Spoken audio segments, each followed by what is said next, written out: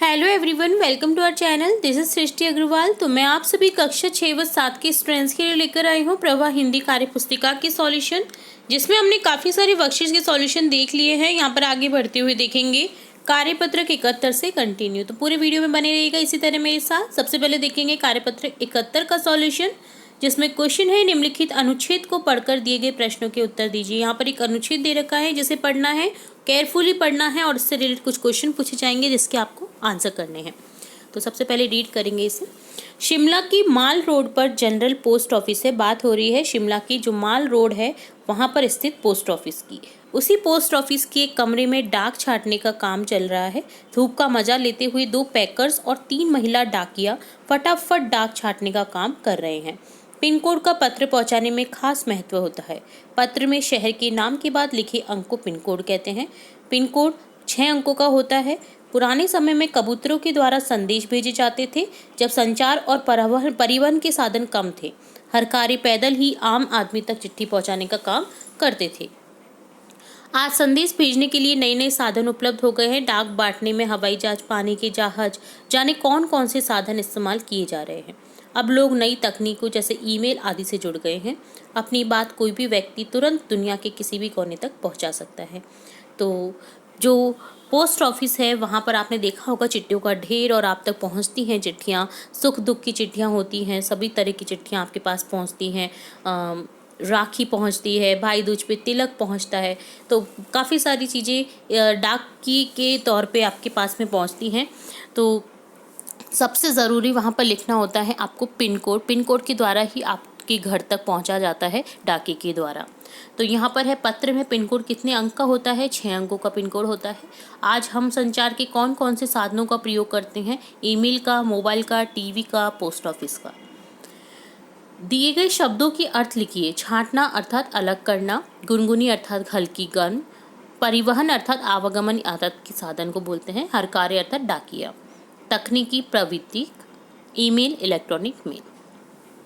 Box में दिए गए शब्दों का प्रयोग कर वाक्य को पूरा कीजिए। वाक्य को आपको पूरा करना है। बिना तारों का टेलीफोन है कौन? Mobile phone. ईमेल इंटरनेट द्वारा भेजा जाता है।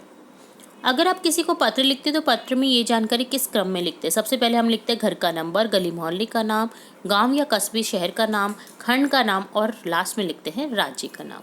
तो ये डन होता है आपका कार्यपत्रक 71। अब देखेंगे कार्यपत्रक 72। अगेन हमें यहाँ पर अनुच्छेद दिया गया है जिसे पढ़कर के प्रश्नों के उत्तर देने हैं। बात हो रही है यहाँ पर चित्तौड़गढ़ की। चित्तौड़गढ़ शूरवीरों का शहर है जो पहाड़ी पर बने दुर्ग के लिए प्रसिद्ध है। उत्तर भारत के सबसे महत्वपूर्ण किलों में से एक चित्तौड़गढ़ का किला राजपूतों के साहस, त्याग और बलिदान का प्रतीक है। चित्तौड़गढ़ का यह किला राजपूतों की वीरता तथा नारी के अद्वितीय साहस की ढेर सारी कहानियों का गवाह है। चित्तौड़ मेवाड़ की राजधानी थी। चित्तौड़गढ़ के दुर्ग को विश्व विरासत स्थल घोषित किया गया है। इसे सभी दुर्गों का सिरमौर भी कहा जाता है। यह किला बेड़स नदी के किनारे बना हुआ है। दुनिया भर से लोग यहाँ पर इस किले को देखने के लिए आते हैं। तो चित्तौड़गढ़ है शूरवीरों का शहर। चित्तौड़गढ़ की राजधानी थी मेवाड़ की। चित्तौड़गढ़ किसकी राजधानी थी? मेवाड़ की। चित्तौड़गढ़ किस लिए प्रसिद्ध है? पहाड़ी पर बने दुर्ग के लिए। चित्तौड़गढ़ का किला कौन सी नदी के किनारे स्थित है? बेड़स नदी पर। चित्तौड़गढ़ भारत के किस राज्य में है? राजस्थान में। अर्थ लिखकर बताइए। साहस अर्थात वीरता। हमारे देश भक्तों के साहस के कारण देश आज़ाद हुआ। बलिदान, देश को आज़ादी दिलाने से बहुत से वीरों ने बलिदान दिया। शूरवीर, महाराणा प्रताप एक शूरवीर शासक थे।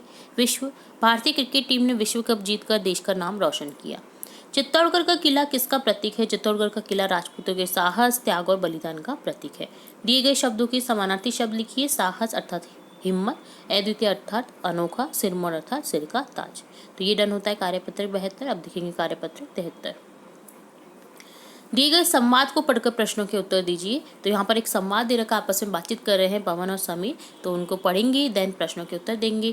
पवन बोल रहे दिवाली पर तुम्हारी कितनी छुट्टियां हैं? समीर बोल रहा है हमारी 1 सप्ताह की छुट्टी है। पवन बोल रहा है तब तो बड़ा मजा आएगा तुम्हें। समीर, इस बार मैं खूब पटाखे चलाऊंगा। पवन, मैं बिल्कुल पटाखे नहीं चलाऊंगा। समीर बोल रहे पर क्यों?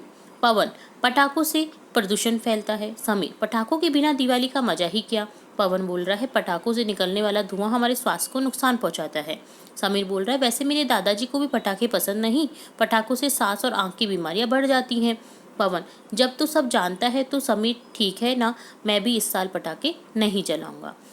बट मैं यहाँ पर एक बात कहना चाहती हूँ कि क्या सिर्फ एक दिवाली पर पटाखे चलाने से प्रदूषण होता है, वायु प्रदूषण होता है, शोर प्रदूषण होता है? क्या अदर डेज में फैक्ट्रियों से निकलने वाले धुआं और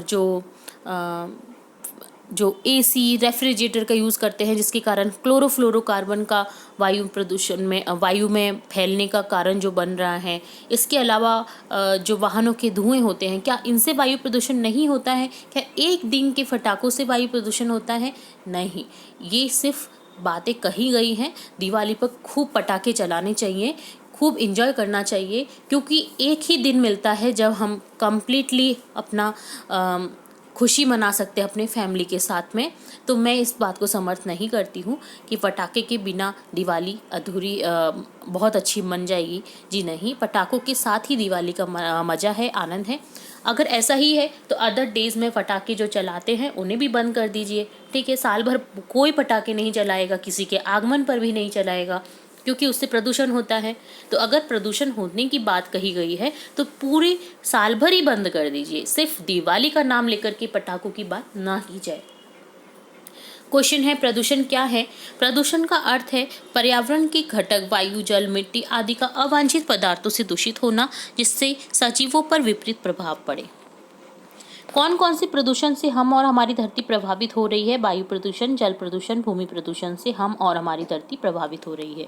हम प्रदूषण को कैसे रोक सकते हैं? अवांछित हानिकारक पदार्थों को इस्तेमाल नहीं करके प्रदूषण को रोक सकते हैं।